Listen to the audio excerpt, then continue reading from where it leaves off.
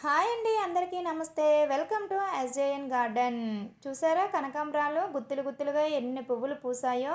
చిన్న కుండీలో కూడా ఇన్ని ఎక్కువ పువ్వులు పూయాలి అంటే మనం ఫెర్టిలైజర్స్ అనేవి ఇస్తూ ఉండాలి. ఎప్పుడు కూడా ఒకే ఫెర్టిలైజర్ కాకుండా ఫెర్టిలైజర్స్ మార్చి మార్చి ఇస్తూ ఉండాలండి. తరువాత వీటికి మెయిన్ ప్రాబ్లం ఏంటి అనేసి అంటే పిండి నల్లి కట్ట పట్టదు కానీ కనకాంబరాలకి ఆకులకి వెనుక భాగం తెల్లటి బూజు అనేది పట్టేస్తుంది. ఈ బూజు ఎప్పుడైతే వచ్చిందో మనం చూసుకుంటూ మనము నీమ్ ఆయిల్ అనేది స్ప్రే చేస్తూ ఉండాలి. తక్కువగా ఉండేటప్పుడు మాత్రమే, చూసారా ఎలా ఉందో, ఇలాంటప్పుడు మాత్రమే నీమ్ ఆయిల్ అనేది స్ప్రే చేస్తూ ఉండాలి అండి. ఎక్కువగా ఉంది అనేసి అంటే 2 డేస్కి ఒకసారి నీమ్ ఆయిల్ స్ప్రే చేయండి. తక్కువగా ఉన్నట్లయితే వారానికి ఒకసారి నీమ్ ఆయిల్ అనేది స్ప్రే చేస్తే సరిపోతుంది. అంతకు మించి మనం ఏం స్ప్రే చేయ అవసరం లేదు. ఒకవేళ మీ దగ్గర నీమ్ ఆయిల్ కనుక లేకపోయినట్లయితే వేపాకులు తీసుకొని వచ్చి కషాయంలా తయారు చేసుకుని దాన్ని కూడా స్ప్రే చేయండి, సరిపోతుంది. అంతకు మించి మనం ఏం స్ప్రే చేయ అవసరం లేదు. ఎక్కువ కేరింగ్ కూడా అవసరం లేదండి. కనకాంబరాలకు మాత్రము కొంచెం ఇలాంటి తెల్లటి బూజు వచ్చినప్పుడే మనము స్ప్రే చేసుకుంటే సరిపోతుంది. అండ్ నెక్స్ట్ ఏంటి అనేసి అంటే పువ్వులు అనేవి మాత్రం ఎక్కువగా పూయాలి, చిన్న కుండీలో కూడా ఎక్కువ పువ్వులు పూయాలి అనేసి అంటే మనం ఫెర్టిలైజర్స్ అనేవి ఇస్తూ ఉండాలి. మట్టి భాగంలో కూడా మనము 15 రోజులకు ఒకసారి మనకి పశువుల ఎరువు ఉంటుంది కదా, మాగిన పశువుల ఎరువుని మనము మట్టి మొదట్లో ఇస్తూ ఉండాలి. మట్టిని లూజ్ చేస్తూ ఉండాలి. మట్టిని ఎప్పుడైతే లూజ్ చేసామో కాండానికి ఆక్సిజన్ అనేది అందుతుండండి. ఎప్పుడైతే ఆక్సిజన్ అనేది అందిందో మొక్క హెల్దీగా పెరుగుతుంది. మనం ఫెర్టిలైజర్స్ ఇస్తూ ఉంటాం కాబట్టి ఫెర్టిలైజర్స్ అనేవి తొందరగా తీసుకొని మనకి ఫ్లవరింగ్ అనేది ఇంత బాగా వస్తుంది. కలర్ చూసారా ఎంత బాగుందో. ఇంత మంచి కలర్ రావాలి అనేసి అంటే మనకి 1 లీటర్కి హాఫ్ స్పూన్ అంతా కాఫీ పౌడర్ వేసి మొక్క మొదట్లో వేయండి. కలర్ మాత్రం చాలా బాగా వస్తుంది. ఇప్పుడు మనం ఏం ఫెర్టిలైజరు తయారు చేసుకోబోతున్నాము అనేసి అంటే 1 లీటర్ వాటర్ అయితే తీసుకోవాలి. ఈ 1 లీటర్ వాటర్లో 2 స్పూన్లంతా బనానా పీల్స్ పౌడర్, అంటే అరటి పళ్ళు ఎండబెట్టిన తర్వాత వాటిని మిక్సీ పట్టుకుంటే పౌడర్లా తయారవుతుంది. ఆ పౌడర్ని 2 స్పూన్లు అయితే వేయండి. తరువాత బాగా మాగిన పశువుల ఎరువు, ఈ పశువుల ఎరువు 2 గుప్పెళ్ళంత తీసుకుంటే సరిపోతుందండి. బాగా మాగిన పశువుల ఎరువు ఎంత నిల్వ ఉంటే అంత మంచి రిజల్ట్ అనేది ఉంటుంది. ఆ తర్వాత బోన్ మీలు మట్టి భాగంలో కూడా వేసుకోవచ్చు, లిక్విడ్ ఫామ్లో కూడా వేసుకోవచ్చు అనమాట. లిక్విడ్ ఫామ్లో వేస్తే ఫర్మెంటేషన్ అయ్యి మనము మొక్కలు మొదట్లో వేస్తాం కాబట్టి రిజల్ట్ అనేది తొందరగా వస్తుందన్నమాట. బోన్ మీలు ఒక గుప్పెడంతా తీసుకోండి. ఇది mustard cake powder. Mustard cake powder అనేది ఆన్లైన్లో అవైలబుల్గా ఉంటుంది.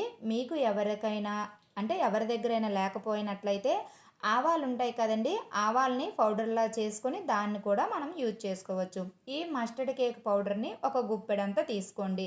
ఇవన్నీ కూడా బాగా కలిసేటట్లుగా చేత్తో బాగా కలుపుకోండి.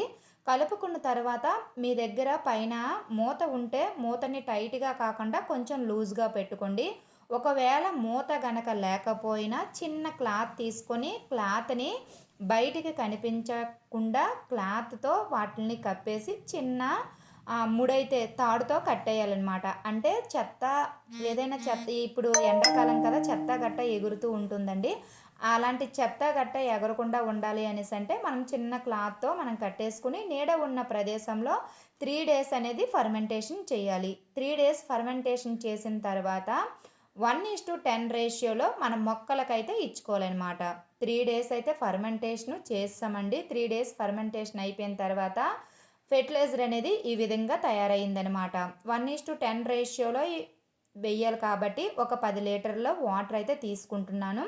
10 లీటర్ల వాటర్కి ఇప్పుడు మనం ఫెర్టిలైజర్ అనేది తయారైపోయిందనమాట. క్లాత్ అయితే ఓపెన్ చేస్తానండి. ఓపెన్ చేసిన తర్వాత ఫెర్టిలైజర్ చూడండి ఎంత బాగా మనకి తయారైపోయిందో.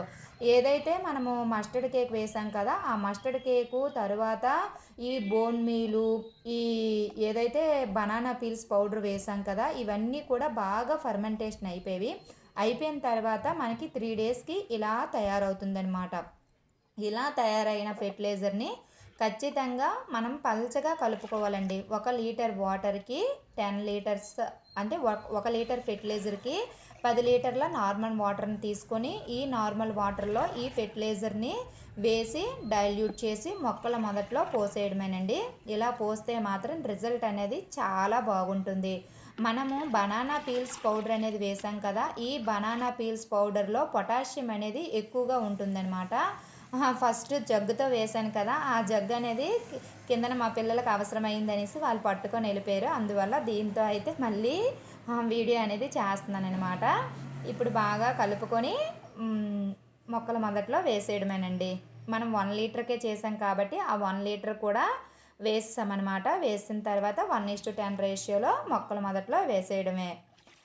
ఫస్ట్ నార్మల్ వాటర్ ఉంటే నార్మల్ వాటర్ తీసుకోండి. లేదు అంటే బియ్యం కడిగిన వాటర్ ఉంటే బియ్యం కడిగిన వాటర్ కూడా తీసుకోండి. నార్మల్ వాటర్‌లో ఫస్ట్ మనం ఏం వేసాము, బనానా పీల్స్ పౌడర్ వేసాము. అరటి పళ్ళని మనం తినేసిన తర్వాత తొక్కలు పడేస్తూ ఉంటాం కదా!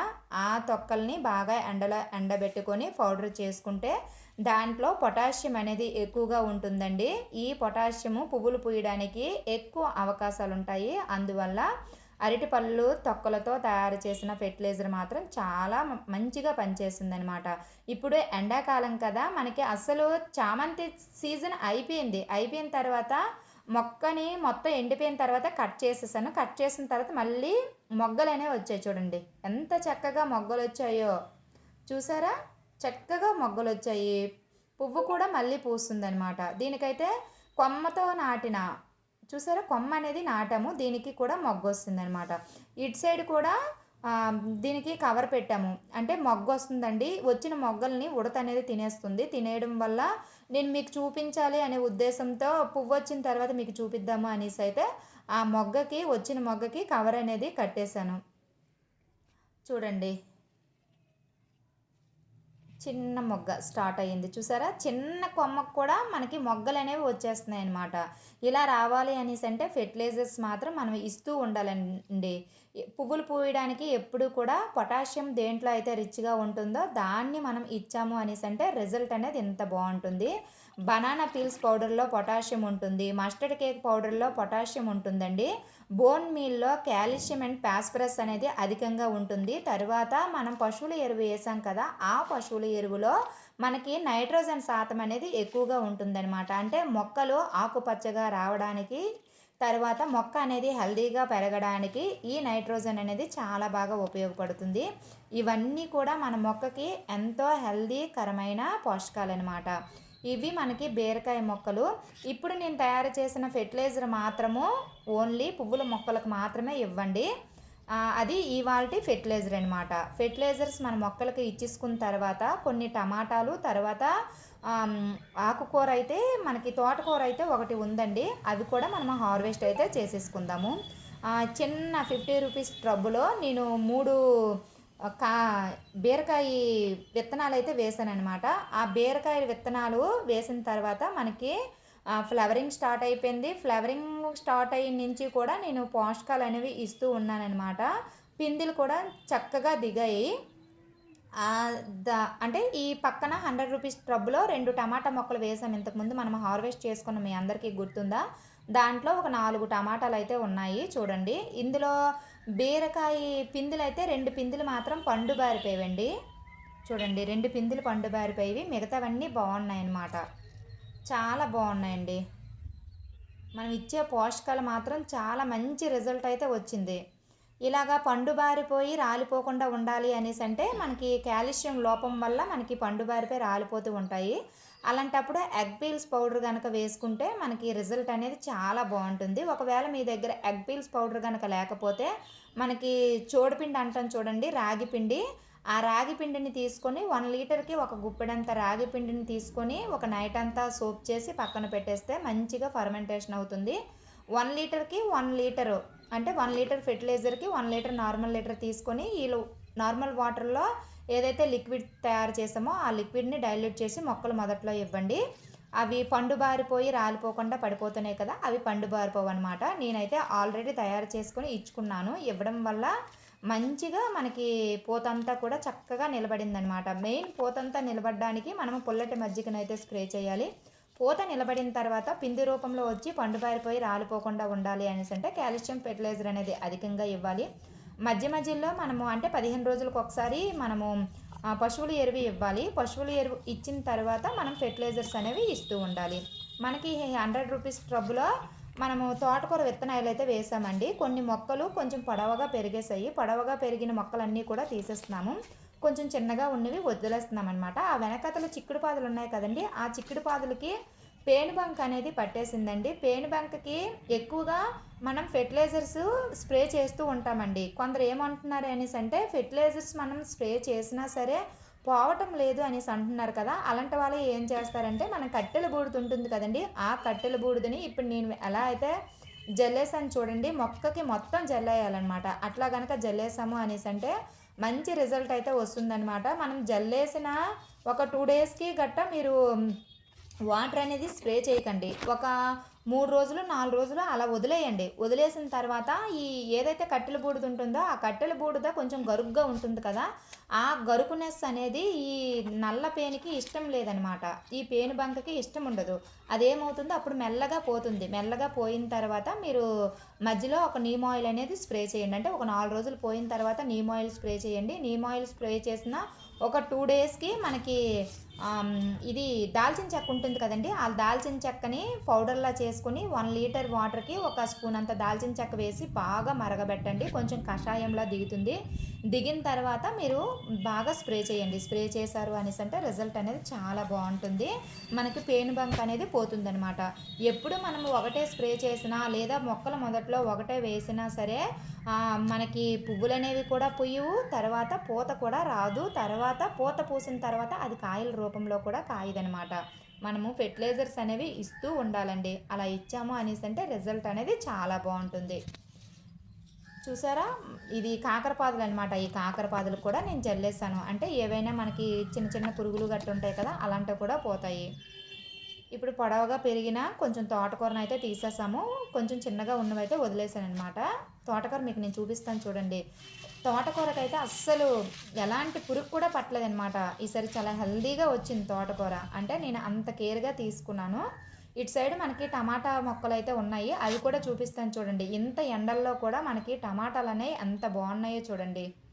ఒక 2 రోజుల క్రితము మనకి ఫెర్టిలైజర్స్ అనేవి ఇచ్చానమాట. చూడండి ఎంత బాగున్నాయో టమాటాలు అసలు. చూసారా, కానీ ఎప్పుడు కూడా కూరగాయలకు వేరేగా ఫెర్టిలైజర్ ఉంటుందండి, పువ్వులు పూయడానికి ఫెర్టిలైజర్ అనేది వేరేగా ఉంటుంది. ఇప్పుడు నేను చూపించిన ఫెర్టిలైజర్ మాత్రం ఓన్లీ పువ్వులు పూయడానికి మాత్రమే ఉపయోగించండి. ఎందుకంటే అందులో పొటాషియం అనేది ఎక్కువగా ఉంటుంది కాబట్టి పువ్వులు అనేవి ఎక్కువగా పోస్తాయండి. ఆ ఫెర్టిలైజరు మనకి పూత దశలో ఉండేటప్పుడు ఈ పళ్ళ మొక్కలకు కనుక ఇచ్చుకున్నారంటే ఎక్కువ పువ్వులు పోస్తాయి అన్నమాట. ఈ ఫెర్టిలైజర్ని మనము కనకాంబరాలకే కాకుండా మనము గులాబీలకి ఇచ్చుకోవచ్చు, తర్వాత మందార మొక్కలకు కూడా ఇచ్చుకోవచ్చు. చూడండి తోటకూర ఎంత హెల్దీగా ఉందో. చూసారా ఎంత హెల్దీగా ఉందో కదండి తోటకూర.